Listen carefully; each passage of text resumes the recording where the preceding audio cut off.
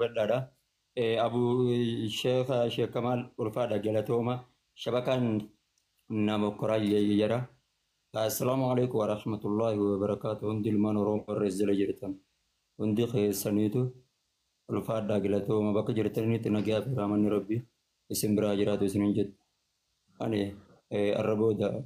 أجندة في يا إي ميديا خنرتني هي نقرتني إسننجتشو أرباديت أنا إدو ربين كيافي إدو خبج ربي كيافي عالماني في شيكن كي برايس إدو أباجي جرا سبب أجندة سوشيال ميديا خنا دي بجج سبب واي بلتي تيا دي بجج ما كارب بيتني يسن كابه أنا واحد دولة سرت اللي حاسب اللي هم بربادو أكو ما أستاذ كمال فان جانس أستاذ كمال ولدي بس شبكة جبوسة موديفا ما ولدي بس نها هسرة أكو ما أستاذ كمال فان جاني ولدي بس شبكة جبوسة ولدي بس أكو ما أستاذ كمال فان جاني سي نمني كلن يو نمني أتين أبولي سكبت أتين أبولي سوجين لاتة كبدو كومنتي بدو نجلت تمبر مايكي كبدو نهزر عدي ديفا ما وجه كمال نولجل كمال لا ميرا خيسلي هنكل مايكي كبدو ديس سبلنا تجيبا جرتي أستاذ كمال لكو سكابر رفتني أولجالج لما فوايد دولة حاسول لهم بربادو أني أكنما تتوقعت ولي أجندة يلي أسكبرت سنم تقول لني نقول لهم بربادو جارالتني سكنا ربيتي نما تقول لي أكنما تويتني سن بربادو ورمو واتقل لي هندبتنا واتقل لي هنكاسنا نما لي هنربسنا نما لي هنتكنا أكنما أبوليس إسلامات أكنما أبوليس مسلمة أكنما أبوليس كيسن نما دين برسيسو وخانما دين براتشاج إيروتتي أدو برو راقافتني والله يو أروزك يا جمتشوك يا خنبر بعدن تاتن ميول لين نجمتشوت يارجول لين أنا فيت خلاص إرجعوا لين ديمني هنگنا كاية جنوتات واتكلهن دبتين هذا يودعومان نموما إسنيت رجام تات أني هدوم ميدامي والله هدوم ميدامي أمو غرو شمرن حدرا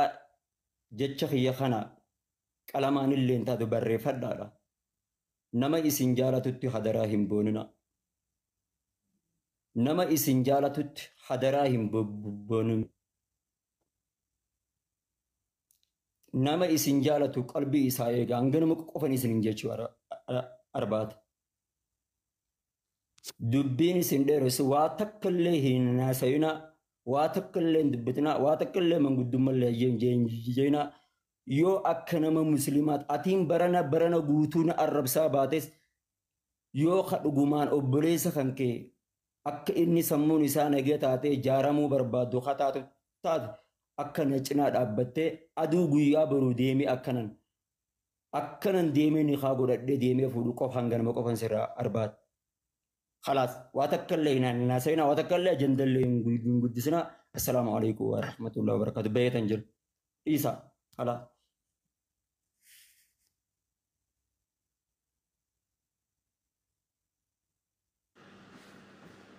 Okay, dhageessanii jirtan guys uummata Oromoo dhaggeeffadhaa. Maammad dubbatee bahee jira. Wanni Maammad anaan jee akka nama tokkotti micoonis wanni naan jette addaan baanaa niin fuusisaa jette. Niin fuusifadhaa abbaa mana kiyya kabajaa niin fuusifadhaa. Garuu akka ajandaa ta'uu hin barbaadu. Akka jette booniyyeen yoo abbaa jibban haqa namaan jibban. Ustaz Muhammad eegana fi nuru niit godhadha please takka ajandaa meediyaa irraa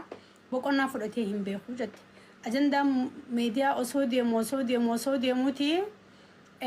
waan hedduu takka irraa nu gahee kanaafi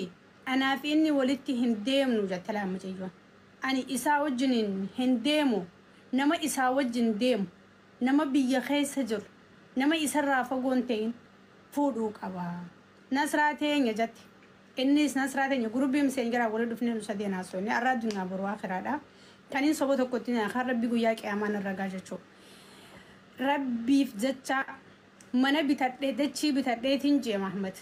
mana jaarradhee qabaa je manni nan jaarradhe kun Harari je Harar keessa arattanyaa jee jira kanarratti immoo manni kun miliyoona 2tti dhiyaataa je maallaqaan harkaa qabuun hin fixadhee je sinigale qarshii takka hin qabu micoota ta'inni haa godhadhee jalatti aarsaa meeqa kafalelle addaan hafne kuno nadidde nahii kinaan jatte je torbaan takka waljitti dubbachaa hin jirru nahii kinaan jatte anarraan dhufne ani hawaasni kiyya Oromoon warrin irraa dhalan warri dhimma kiyya jalqabaa gadhumaa na hordofaa jirtanii qarshii walitti buusaa na fuusisaan mana niin qaba booniyyeetii yaan itti galfadha jeetiin itti laffa'ee mana kana jaarradhee mana jaarrachuu malee dhala jaartiin jaaladhu ittiin galfachuu hin dandeenye na diddeesiini narraa haftee jirti Oromoon osoo ajandaa nan godhanne rabbiif jecha jeela akka ilma isaaniitti akka ustaaza isaaniitti isiif jaalala sitiif anis aarsaa guddaa kafalee isin zaatiyaaf aarsaa guddaa kafalte waan rabbiin ji'u malee ta ilmi namaa jee hin taatu mana hawaasni itti gammadutti ballama hawaasni fadhii isaaniitiin naaqabee mana ifii isaaniitii itti gammadanitti waan dandee walitti buusanii ani Sheekh Musaa Suwaalaatti dhaqee na fuusisi jaanii waaniin alarraa oliin galu naaf hawaasni kiyyaa qopheessu hawaasni kun dhimma kiyya jalqabaa haga dhumaa jala jira biraan naagee ajee yaa Oromoo ustaanni kun akka jee eegaan boniyye walitti dhufe ajandaa takkaan baanee je amma garuu ajandaa ta'uu hin barbaadu sababa ajandaatti ustaasonnis na dheessanii sheekottinis na dheessanii darasoonnillee na dheessanii waa meeqaatu narra gee diin irratti hagana gee obboleessi keenya kun jaalalti waan naman goone hin qabdu osoo ustaas boniyyeedhaan osoo boniyye waliin jaalatin Muhammad hin beenu nuti gaarii ta'us hamaa ta'us jarjaraa ta'us suuta deemaa ta'us hawaasni Oromoo hin beenu eega isaa walitti dhufan agarre kanallee akka godhe qeequmsa garagaraa kan deddeebii keessatti dhufuutu obsa fixachiisee miciyyoon akka gabbaatee dubbatu innillee akka gabbaatee dubbatu godhee akka nama isaa wajjin mana tokko keessa dhalateetti jara kana amala isaanii barannee haala isaanii barannee jireenya isaanii keessa akka hawaasaa seennee jirra eega seennee jirruufuugaa wanni isaan irra geentana ani wanni jechuu barbaadu dhiiraas ta'e dhalaas ta'e bultii jaarrachuudhaaf yeroo kaatan haasawa kana jidduuniin buusa yeroo bultii jaarrachuu kaatan jaarsa kee meediyaarran fidin jaartii tee meediyaarran fidin jaalallee kee meediyaarran fidin jaalallee teetillee meediyaarran fidin kana maalin jechuu barbaade meediyaarra wanni dhufe takka ta tolte nagarre takkee nasiibaa nama mataa jabaatuu fi nama obsa qabu akka Hamzaa Haajii fi akka Aashitti Abbilee malee akka Nasrii Aanoolee malee meediyaa irratti namni bultiin gabbaatee tolteef hin jiru Nasrii meediyaa irra fuudhe Hamzaa keenya kunis meediyaa irra fuudhe garuu bilchinaan bultii isaanii jabeeffatanii alhamdulillah namoonni akkanatti ifirraa amantii qabdan yoo taatan malee jaartii ta'e jaalallee ta'e sooshaal miidiyaan fidini wanni amma goonu Hamzaanis jira Hamzaa Hajii ustaaza keenya ballama qabaaf hawaasni nama 3,000 jirtanii faraqatti ol seenaa fadhii teessaniin ustaazni ganaa meediyaa irratti hin deebi'u jee kunoo shuluk jee bu'ee jira agartanii jirtanii because yoo yaadattan ta'e baabaa sheekamiin Ibroo ustaaz Mahamad Bayyaanii bilbilee gorsa bilchaataa tokko je anillee mooshinal ta'eetiin viidiyoo takka waraabee ture ustaaz Jamaal Aliyyiitii fi ustaaz baabaa sheekamiin Ibrooti waan dabarsee qabaa haa kabajamu baabaan amiin dubbisee waan jeen meediyaa irraa gabbu'i dhiisi dhimma kana jaartii ta'e lafa gabbuufadhu lafatti waan gootu godhadhu jeen Muhammad gorsa baabaa sheekamiin Ibroo sirriitti fudhatee jira gaa'e sagalee kana biraan ga'a wallahi sirriitti fudhatee jira ani ammas waniin jechuu barbaadu ulamaayin teenya tabiyya keessa jirtan ka Harargeedha siigalee Abdurrahmaan Hussein baabaa sheekamiin Ibroo Sheekh Jamaal Aliyyi abbaa keenya khajaalannu khabanyu sheekh keenya guddaa akka illee jechaan illee tuuxanii islaamummaarraa akka baan yookiin akka amantaa teessan jabeeffate namni ilmi namaa kamuutu ni dogongora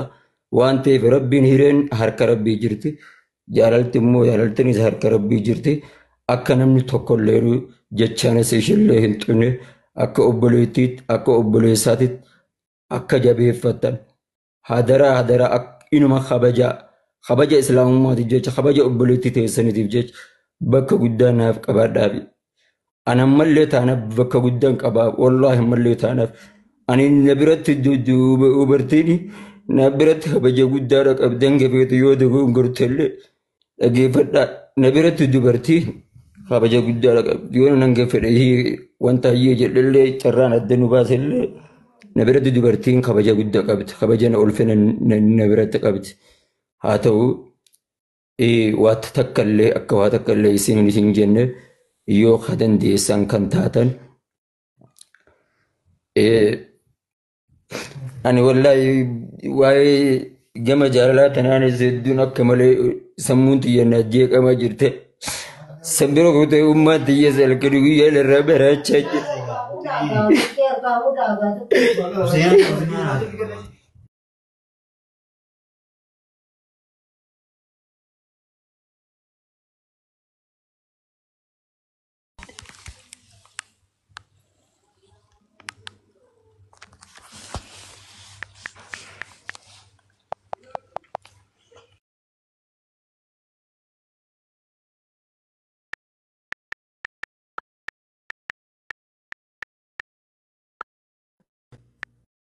namni dubbatan hamzaa dubbadhu hamzaaji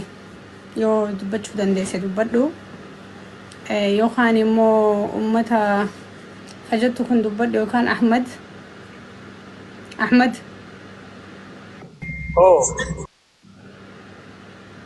السلام عليكم. وعليكم السلام ورحمة الله وبركاته. نموتا ندرسان تجرا نتفكات أمزاجي ندرسان تلا بادية اللي ندرسكي كسمته تلا بادية وين؟ أتي دمي ونسل الله تادي دبّلو.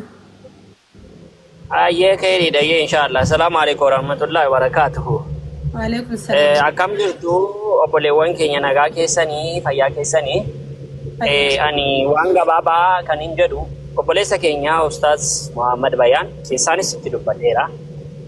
Isheettis dubbadheera. Waan dhimma mataa keessanii asirra fiddanii kan maalti asoosiisuu geessise amma asirra fide waa'ee wanni wal jettan kana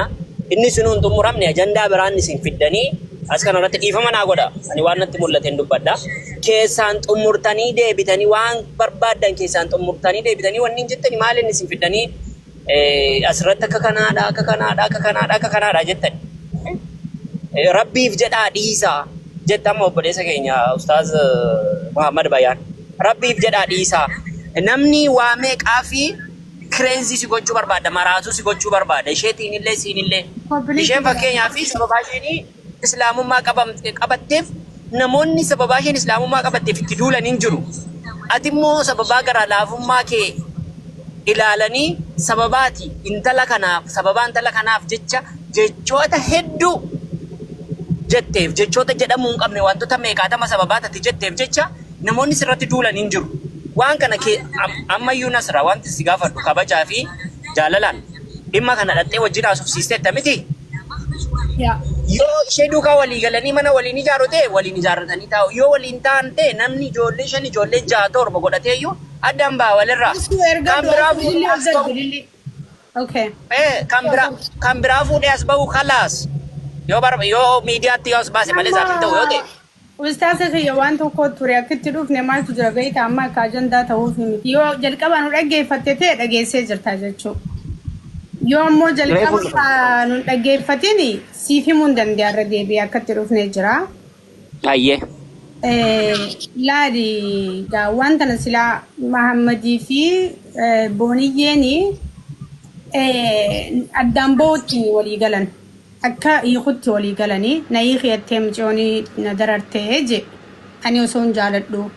ani garuu isii tana galfachuudhaaf aarsaa meeqa kafalee je asuu illee takka takka ol darban si argaan jiru rubbo asuu galchi yemmuu for garuu ani aarsaa guddaan irratti kafalee isii tana galfachuudhaaf miidiyaa irrattis jeeqamaa jaalalsiisan maallachaa dachii bitadhee mana jaarradhee adaree Hararitti mana gara miliyoona 2tti dhiyaatuun lafa godhadhee qaba manni kun ganaanaaf isiif qopheeffadhe jaartii diidaniitti galfachuu deemu tanatti isitti duwwadhee isiin irraa haftee naatti hin galle qarshiillee harkaa hin qabu isiin na hiikeettee na cinqitee amma waan inni isitti obsuudhaaf isii dagadhii seegeetti rakkoon qabu gadiin diisa ani hawaasni oromoo sheekootiin ulamaayin muslima alaana galfadha biyya keessa fuudhee alaa galuu barbaada jee Ustaz Ahmed Ken kanarratti hawaasni kiyya jalqabaa gadhumaana jala jira waan ta'eefi micootanalle eebbaan kabajaadhaan naaf gaggeessanii anillee kabajaa fi eebbaan akka ilma isaaniitti alarraa akkana galfataniin barbaada dhuma dubbii kanaati ajandaa tokko sin barbaadu isiillee akka arrabsaniin barbaadu akka qeeqanillee barbaadu nulachuu hawaasni kun waan jalqabaa nu jala jiruuf anillee wanta kan qabu bultii tiyya mana kanatti bultii jaaradhee galfachuu barbaada mana barbaadanitti ana duuba waan dandeessan sappoortii na godha najara alaana galcha isillee akkaan eebbise hawaasni kiyya haa beeku je wanni biraa tokko hin jirtu Ustaz Ahmed ayyee galatoomi hubadheera waan kana keessaan xumuranii deebanii ela waan gabaabaa namni sitti meera Nasra ijoollee 5 ijoollee 6 7 godhatee gargar baa namni gargar ba'uun birqii miti aati dubartiis booniyyee duwwaa miti kan isheen deesse baay'ee deesse haati Oromoo dubartoota meeqa qabdi sigalee booniyyeen timmalee namni yaan injiraadho an akkas hin ta'u wanti jedhamu hin jiru maaliif abbaa ijoollee meeqa irraayyuu namni gargar ba'a maal ture beektaa na hubadhu qoy eddeenan jedhaa jiru Nasra wanta kana sooshaal miidiyaa irratti as fiddanii qaawwa meeqaatama as banuufidha kan isin jirtan inni immoo isheetiin yoo hiikuu barbaade keessaan naqee hiikee sooshaal miidiyaa irratti antala koo abaluu an akkas akkasitti sii kenneera jedhanii nikaa waliin dhanne gaafa waliin